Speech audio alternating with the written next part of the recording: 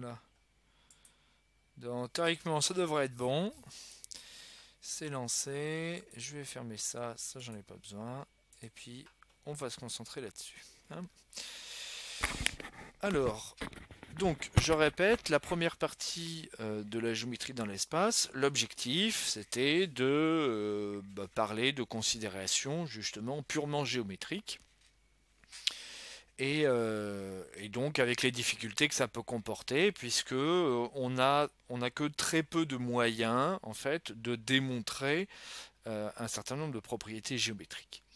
Donc la partie numéro 2, ça va être de faire de la géométrie dans l'espace, mais dans un repère, justement. Alors X, O, X, Y, Z ou O, I, J si je parle de vecteurs. Donc j'aurai trois vecteurs de base.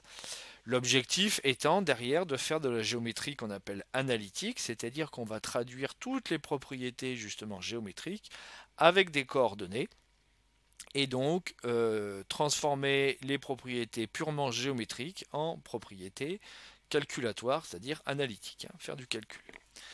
Donc on va d'abord, alors la notion évidemment importante c'est les vecteurs, donc on va devoir faire un petit cours, on va dire, sur les vecteurs de l'espace. Alors là, ça va être assez rapide, puisque en réalité, tout ce que vous connaissez sur les vecteurs, c'est la même chose, mais juste vous rajoutez une troisième dimension, une troisième coordonnée, et ça marchera exactement comme ceci. Donc, allons-y dans le détail. Donc, on étend la notion de vecteur du plan à l'espace. Donc, un vecteur U égale AB de l'espace, c'est défini donc par une direction, une droite AB, un sens de A vers B et une norme ou une distance qu'on note en général. Donc U entre deux barres de chaque côté, ce qui se lit norme de U, est égal à la distance AB. Ok. Alors au passage, notez que les vecteurs ici, on les définit comme objets en soi, on ne parle absolument pas de translation, mais n'oubliez pas que cette notion de vecteur a un fort lien avec la translation. Donc égalité de deux vecteurs ABCD sont égaux si et seulement si le quadrilatère ABDC, attention à l'ordre des points, est un parallélogramme. En général, faire une petite figure, ça suffit largement. Ok. Ensuite, on définit donc l'addition de deux vecteurs par la relation de Chasles. Quand j'ai un vecteur AB plus BC, c'est la même chose qu'un vecteur AC. Et la construction de la somme de deux vecteurs de même origine s'effectue par un parallélogramme. Alors, je passe très rapidement sur cette chose-là, mais vous n'aurez pas de construction à faire. Voilà, ça ne fait pas partie des objectifs de savoir manipuler un logiciel. Enfin, sur un papier, c'est très compliqué de faire des représentations en trois dimensions, enfin 2D, perspective cavalière et compagnie. Et on peut utiliser des logiciels, mais voilà, ça ne fait pas partie des choses qu'il faudra savoir faire. Alors, on définit également le produit d'un vecteur par un scalaire. Ce qu'on appelle un scalaire, c'est un réel dans notre cas. Donc, quand j'ai un vecteur U, j'ai le vecteur 2 fois U, 3 fois U, etc., etc. Donc, le vecteur V est égal à lambda U. Il a la même direction que le vecteur U. Attention, la direction, c'est la droite, hein, donc c'est U et V sont parallèles, c'est ça que ça veut dire. V, il a le même sens que U si la constante lambda est positive strictement et un sens contraire si lambda est strictement inférieur à 0. Notez au passage que si lambda égale 0, ça c'est le vecteur nul, hein, donc bon, on n'en parle pas directement, mais il y a un tout petit manque de rigueur dans cette définition-là. Et donc la norme du vecteur V, c'est la valeur absolue de lambda fois la norme du vecteur U. C'est-à-dire que si j'ai deux fois le vecteur U, je multiplie la distance par 2, la norme par 2 évidemment. Mais si j'ai moins 2 fois le vecteur U, une distance étant quelque chose de positif, je suis obligé de multiplier par la valeur absolue. Ok, donc ça ne devrait pas poser de problème. Deuxième notion très importante qui découle de cette définition-là, c'est la notion de collinéarité. Donc deux vecteurs U et V sont collinéaires si et seulement si il existe un réel K tel que V est égal à K fois U. Donc cette définition est exactement la même que celle de seconde, hein. Ça s'étend de la même manière à l'espace. Donc première remarque, le vecteur nul est collinéaire à tous les vecteurs de l'espace. D'accord, il suffit de remplacer K ici par 0 et on obtient l'égalité voulue. Alors à quoi sert la collinéarité? Ça sert à caractériser deux propriétés géométriques qui sont quand même assez intéressantes. La première, c'est l'alignement de 3 points, donc c'est valable également dans l'espace. Donc 3 points A, B et C sont alignés si et seulement si les vecteurs AB et AC sont collinéaires. Ça, ce sont des questions en général qui en seconde passent très bien d'ailleurs. Alors si je vous dis ça, tout simplement, c'est pour vous faire comprendre que la suite de la géométrie dans l'espace, a priori, ça devrait bien passer. Hein. Voilà, c'est pas plus dur que ce qu'on a fait en seconde. C'est pas plus dur. Il y a plus de choses à savoir, mais c'est pas plus dur. Et la deuxième propriété, c'est les droites AB et CD sont parallèles si et seulement si les vecteurs AB et CD sont collinaires.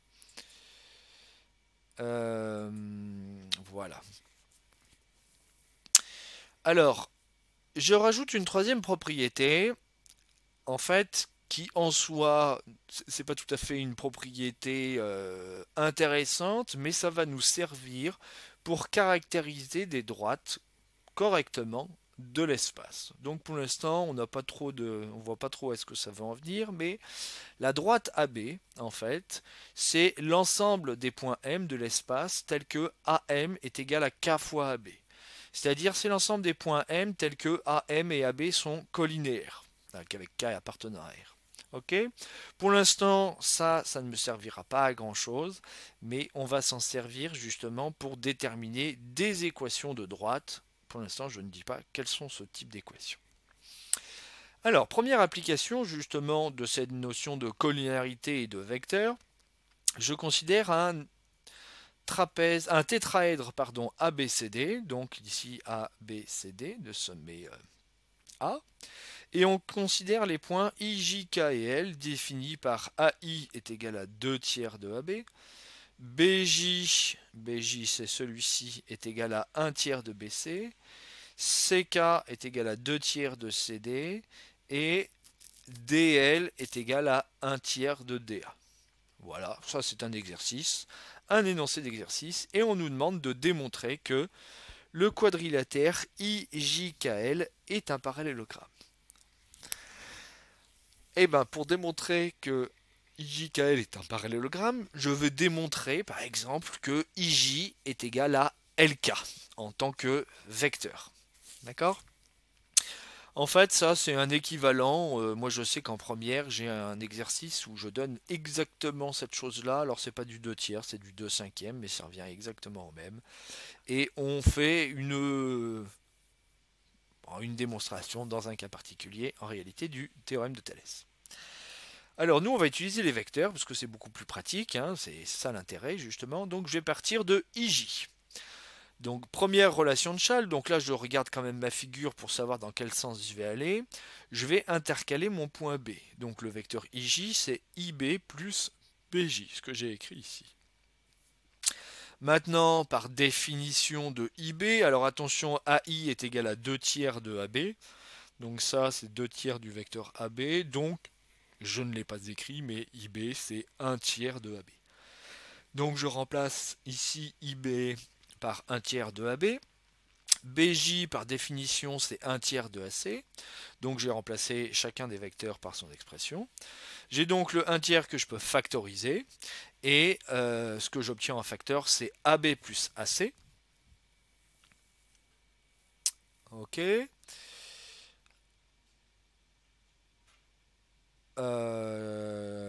Qu'est-ce qui se passe là? Est égal à 1 tiers de AC. 1 tiers de AB plus AC.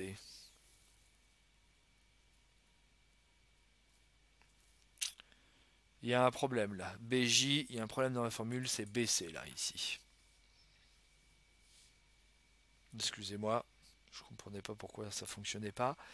Ça ne fonctionne pas parce que là, c'est un point B. D'accord? Et là, c'est un point B.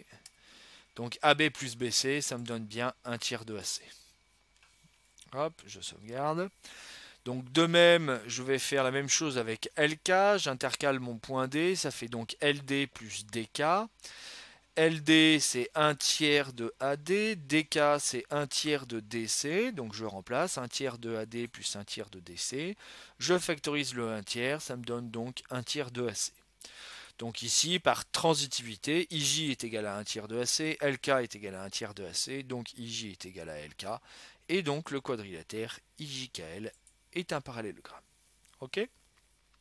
Vous notez que dans cette démonstration-là, donc parallélogramme c'est du parallélisme en réalité, hein, je n'ai utilisé aucun argument de géométrie. Je n'ai fait que du calcul vectoriel et c'est ça l'avantage du calcul vectoriel. On peut démontrer des choses de manière très simple, hein. Le calcul en général, les élèves sont quand même plus friands. Voilà.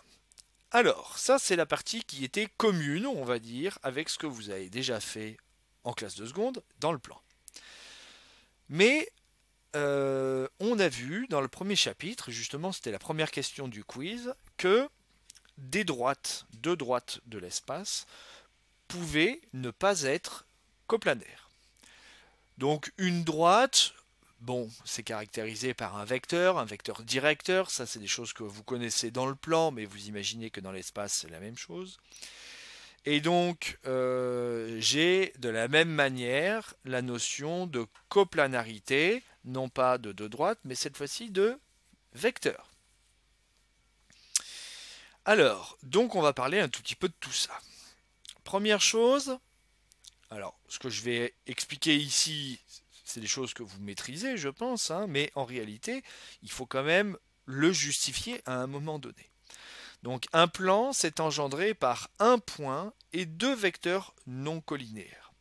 C'est d'ailleurs la définition que vous aviez justement d'un repère du plan. Un repère du plan, c'est un point et deux vecteurs non collinaires.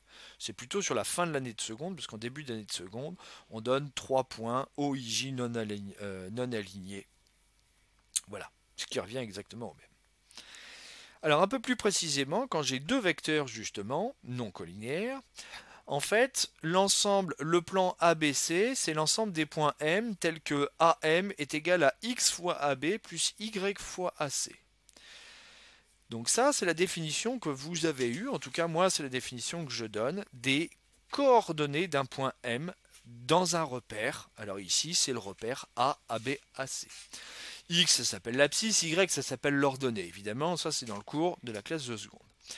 Mais ce que je suis en train de raconter ici dans ce théorème, c'est que en fait, quand j'ai un point A et deux vecteurs, enfin quand j'ai trois points A, B, C, donc j'ai vecteur AB et AC non collinéaires, un point M du plan, je peux le caractériser de manière unique comme X fois le vecteur AB et Y fois le vecteur AC.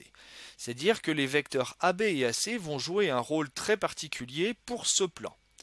Donc le couple XY, ça s'appelle coordonnées dans le repère A, AB, AC du point M dans le plat ABC. Et ces deux vecteurs AB et AC, c'est ce qu'on appellera justement une base du plan. Donc quand je parle de base, ça c'est un terme qui pour certains qui vont continuer justement les maths, enfin pour un grand nombre d'entre vous en l'occurrence, où vous allez continuer les maths, on a tout ce qui s'appelle l'algèbre linéaire derrière, et donc il y a énormément de choses qui sont importantes, c'est des choses que vous retrouverez plus tard. Alors ça me dit plein de choses, ça me dit également qu'un plan c'est un espèce de dimension 2, j'ai besoin de deux coordonnées en fait pour caractériser un point M du plan. Vous allez me dire, c'est quelque chose qu'on savait déjà, hein. Ça justifie une troisième chose aussi, c'est que donner 3 points A, B et C, ça suffit, alors 3 points non alignés évidemment, ça suffit pour caractériser un plan. Ce que je n'avais absolument pas encore justifié jusqu'à maintenant. Chaque fois que je parlais d'un plan, on prenait les 3 points et ça suffisait. Donc voilà, on dit que les vecteurs AB et AC sont des vecteurs directeurs du plan ABC. Donc on a des vecteurs directeurs de droite, ça vous connaissez très bien, c'est un vecteur qui est la même direction. On appelle ça également des vecteurs directeurs du plan ABC, ou forment une base pour le plan ABC, terme qui va prendre plus de sens, on va dire, dans les années futures. Voilà pour cette définition, vous verrez qu'on va s'en servir concrètement justement pour caractériser des plans. Alors, propriété admise, que je ne démontrerai pas, si deux plans ont le même couple de vecteurs directeurs, donc si j'ai un plan qui a un vecteur U et un vecteur V comme vecteur directeur, et un deuxième plan qui a les mêmes vecteur directeur, et ben ça me dit quoi? Ça me dit que ces deux plans sont parallèles. Alors n'oubliez pas que la notion de vecteur est une... Le vecteur c'est un objet qu'on bouge, alors là dans l'espace, comme on veut, tant que ça reste parallèle, dans le même sens et de même longueur. Donc quand j'ai deux couples de vecteurs de base, et ben ça me donne deux plans qui ne sont pas nécessairement au même endroit, donc ils sont quand même parallèles l'un avec l'autre. Ça devrait être à peu près naturel. Alors, j'en arrive à cette définition justement de coplanarité. Donc, trois vecteurs U et V, UV et W sont coplanaires si et seulement si on peut exprimer le vecteur W en fonction des deux autres, en fonction de U et V. C'est-à-dire que j'arrive à écrire W sous la forme A fois U plus B fois V. Si vous voulez, enfin on peut le voir de plein de manières différentes. Si j'ai cette égalité-là, alors évidemment le vecteur W est un vecteur du plan et du coup le vecteur W est bien coplanaire aux deux autres. C'est la réciproque qui est un petit peu plus délicate, c'est que si j'ai des vecteurs coplanaires, comment déterminer justement les valeurs de A et B ici pour avoir justement cette propriété-là. Alors si j'ai trois vecteurs coplanaires, c'est la même chose, je peux prendre 4 points A, B, C, D sont coplanaires. Alors si j'en prends 3 points, évidemment ils sont coplanaires, puisque s'ils sont non alignés, ça engendre un plan. Quand bien même ils sont alignés, ils sont sur une même droite, donc ils sont dans un même plan. Mais la question va se poser du coup pour 4 points. Donc même définition, si et seulement si il existe deux réels A et B, tels que AD est égal à A fois AB plus B fois AC. Ok, donc ça c'est la notion de coplanarité. Alors on peut le voir aussi un tout petit peu d'une autre manière. Si vous voulez, cette notion-là, c'est la notion de collinéarité, mais pas avec un seul vecteur. Hein. Si je prends que la moitié ici, c'est de la collinéarité, mais avec un couple de deux vecteurs. Donc un vecteur qui s'écrit, cet objet-là, la A fois AB plus B fois AC, s'appelle une combinaison linéaire des vecteurs AB et AC. Si AD est une combinaison linéaire des deux autres, ça me dit justement que le troisième vecteur est coplanaire avec les deux premiers. D'accord ? Voilà. Alors pour l'instant, on donne ces définitions-là, mais vous verrez qu'on va s'en servir justement pour exprimer et caractériser les droites, les plans et tout ce qu'on connaît comme objet qu'on avait déjà vu dans le premier tiers du chapitre. Alors, vous l'avez vu, ça définit un tout petit peu en dessous. En fait, quand je parle de vecteur de base ou de vecteur directeur d'un plan, je vais pouvoir justement démontrer le théorème du toit. Donc je vous rappelle le théorème du toit qui me dit que si j'ai une droite D1 qui est parallèle à une droite D2 dans deux plans P1 et P2 séquents, alors ici ils ne sont pas séquents, il n'y a pas de propriété puisqu'il n'y a pas l'intersection, mais si j'ai une droite D1 parallèle à une droite D2 dans P2, alors la droite d'intersection de P1 et P2, qui est une droite, elle est parallèle à D1 et à D2 en même temps. Et donc c'est ça qu'on cherche à démontrer, juste voilà, avec des vecteurs. Alors on va considérer justement des vecteurs directeurs, et on va faire un raisonnement par l'absurde. Alors c'est intéressant cette démonstration parce qu'en fait on n'utilise que très très peu d'arguments, on utilise juste vraiment cette notion de base de plan. Alors, donc pour faire une démonstration par l'absurde, je dois considérer le contraire de la conclusion. Donc on considère que la droite delta, qui est la droite d'intersection des deux plans, n'est pas parallèle à D1. Et donc a fortiori à D2, parce que si elle n'est pas parallèle à D1, D1 et D2 étant parallèles, évidemment delta n'est pas parallèle à D2, a priori, en tout cas. Ok, donc je considère que delta n'est pas parallèle à D1. Donc, comme D1 et D2 sont parallèles, en fait, je vais noter U un même vecteur directeur pour les deux. Je vous rappelle, un vecteur directeur, c'est un vecteur qui me donne la direction de la droite. Et vu qu'un vecteur, c'est un objet qu'on bouge à sa guise, et bien ici, je prends le vecteur U, si vous voulez, qui est là, je le déplace, je le mets là, et c'est un vecteur directeur de D2. A priori, vous avez bien travaillé sur ça l'année prochaine, ça ne devrait pas poser de problème. De la même manière, je vais prendre un vecteur V directeur de ma droite delta. Et c'est là où ça va devenir très intéressant. Comme delta n'est pas parallèle à D1, alors U et V ne sont pas collinéaires. Ok?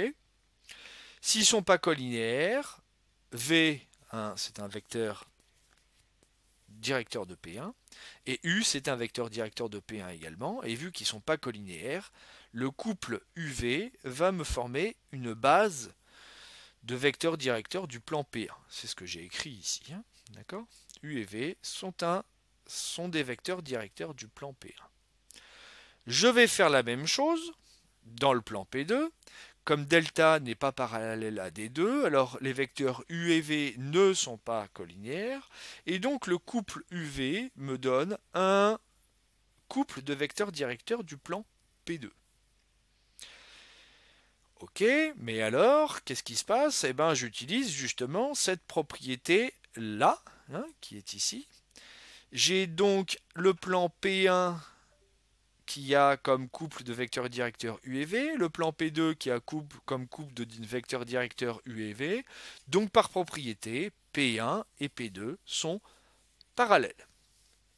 Alors évidemment, c'est absurde, parce que par hypothèse, justement, mes plans P1 et P2 sont séquents justement sur cette droite delta. Donc la seule possibilité, hein, pour que tout fonctionne et que, on va dire, la théorie, pour reconstruire une théorie cohérente, c'est d'avoir le contraire de notre hypothèse de départ, à savoir que delta, la seule possibilité, c'est qu'elle soit parallèle à D1 et D2. Voilà pour cette démonstration. Alors, moi je la trouve assez intéressante parce que, contrairement à ce qu'on a l'habitude de faire, nous n'avons fait aucun calcul. Alors évidemment, hein, vous allez me dire que peut-être que c'est cette démonstration-là, de cette propriété admise, qui mériterait, ça vaudrait le coup d'aller jeter un œil pour savoir comment on le démontre, parce que peut-être que là-dedans, il y a énormément de calculs, et auquel cas, tout est caché. Mais en tout cas, elle est au programme du bac, cette démonstration, et vous voyez que, en fait, bon, je ne sais pas si vous êtes d'accord avec moi, mais c'est pas une démonstration hyper compliquée. Voilà. Ça, c'est pour la première partie. Alors, je continue justement, parce que là, avec ce qu'on a, on ne peut pas faire grand-chose quand même. L'objectif, c'est quand même d'avoir un repère et pour pouvoir manipuler les vecteurs avec leurs coordonnées. Donc ici, c'est une définition et un théorème en même temps, d'accord? Donc il y a une partie définition qui va nous donner le nom de certains objets, mais il y a une partie théorème quand même qui me donne l'existence de quelque chose. Donc un repère OIJK de l'espace est constitué d'un point d'origine O et de trois vecteurs I, J et K. Alors avant, vous voyez, quand j'ai un repère du plan, il faut que I et J ne soient pas collinéaires. Vous voyez, hein, quand j'ai trois vecteurs, la notion qui prolonge la collinéarité, c'est la coplanarité. Donc si vous voulez, s'il y en a un qui est coplanaire avec les deux autres, vous engendrez pas l'espace, vous engendrez qu'un plan à l'intérieur de l'espace, donc ça ne marche pas. Donc il me faut trois vecteurs de base I, J, K non coplanaires. De toute manière, je pense que vous êtes à peu près au jus là-dessus, puisque en SI, vous devez gérer ce genre de choses-là, ou peut-être même en physique. Alors la partie théorème, c'est que si je prends un point M de l'espace, il est défini de manière unique par OM est égal à X fois le vecteur I plus Y fois le vecteur J plus Z fois le vecteur K, avec chacune des valeurs X, Y, Z qui appartiennent à R. Tout simplement, hein, ça c'est la définition des coordonnées, donc ce sera la partie définition, mais le fait que X, Y et Z existent, ici, il y a quand même quelque chose à démontrer, et surtout l'unicité. D'accord? Donc, partie définition, les trois réels X, Y, Z, ça s'appelle les coordonnées du point M dans le repère OIJK, donc je rappelle, les coordonnées dépendent du repère.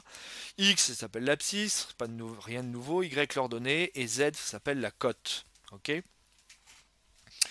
Alors très souvent, moi je parlerai d'altitude.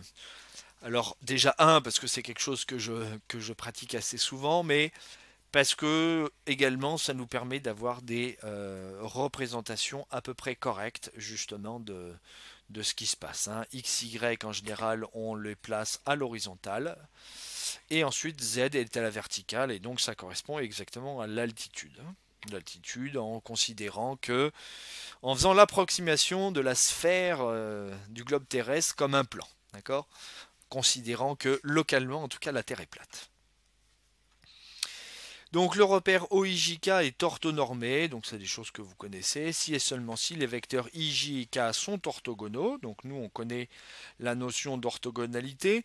Alors au passage on ne connaît pas trop la définition des vecteurs orthogonaux, on connaît les droites qui sont orthogonales. Alors je n'en parle pas pour l'instant parce qu'évidemment ce sera la troisième partie du chapitre, hein. L'orthogonalité c'est le produit scalaire, donc on verra ça plus tard. Mais donc mon repère est orthonormé si les vecteurs I, J, K sont orthogonaux 2 à 2, d'accord, et que la norme de chacun de vecteurs est égale à 1.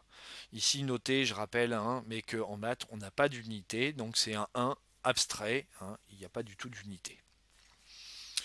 Donc ici, je vous mets une petite représentation graphique justement d'un repère du plan.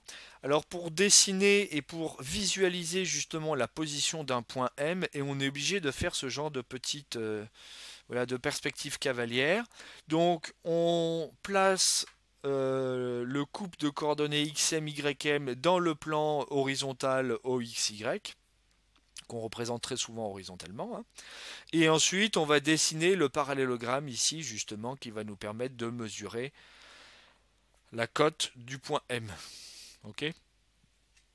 A priori, quand on représente les choses comme ça, on on arrive à peu près à voir. Alors, vous voyez bien que ça pose plein de problèmes, parce que ici, ça voudrait dire qu'on s'arrête sur ce mur-là. On s'arrête sur ce mur-là, alors que l'espace, lui, bah, il continue indéfiniment. Donc on est toujours un petit peu coincé avec ces représentations graphiques de la 3 dimensions, voilà, en 2D. Alors je continue avec des propriétés qui là pour le coup sont quand même très faciles. Les coordonnées du milieu d'un vecteur AB, vous les connaissiez. Les coordonnées du vecteur AB, vous les connaissiez en 2 dimensions. Elles sont exactement les mêmes en 3 dimensions et je peux vous assurer que ces calculs de coordonnées, vous allez les connaître par cœur et on va s'en servir tout le temps. Donc le vecteur AB, il a pour coordonnées xb moins xa, yb moins ya, zb moins za, où évidemment, hein, cette formule, c'est à partir des coordonnées du point A et du point B. Et deuxième propriété, I est le milieu du segment AB, si et seulement si, bah, l'abscisse de I, c'est la moyenne. En fait, les coordonnées de I sont les moyennes des coordonnées de A et B. D'accord? Quand je fais la somme de deux valeurs divisées par 2, ça me donne la moyenne. Et j'ai bien une équivalence, hein, à cet endroit-là, donc on peut s'en servir dans un sens. Si je sais que I est le milieu de AB, alors je peux calculer ses coordonnées facilement. Et réciproquement, si hein, les coordonnées d'un point I vérifient cette équation-là, ces trois équations, alors je sais que I est le milieu de AB. Et dernière propriété, sur la norme justement d'un vecteur, quand j'ai les coordonnées d'un vecteur A, d'un vecteur U de coordonnées ABC, la norme, donc c'est-à-dire la longueur du vecteur, c'est racine carrée de A carré plus B carré plus C carré. Cette chose-là découlant directement du théorème de Pythagore. Alors, je vais faire une toute petite pause, donc je vais vous... Hop, on va faire un tout petit exercice. Je vais vous demander de le faire en direct. Hop, donc je vais faire une capture d'écran de l'exercice. Donc vous ne regardez pas le cours s'il vous plaît. Mais je vais vous demander juste de traiter cette chose-là. De toute façon le cours je le mettrai qu'après, hein.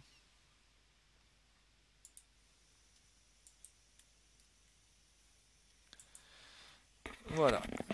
Donc toute petite pause. Je vous donne 4 points A, B, C, D avec les coordonnées. Et ce que je vous demande c'est de démontrer que A, B et C ne sont pas alignés. Et que A, B, C, D sont coplanaires. C'est clair pour tout le monde? Ok, donc je vous laisse traiter ça pendant 5 minutes. Moi je vais couper la vidéo. Et puis je reviens pour la correction dans 5 minutes.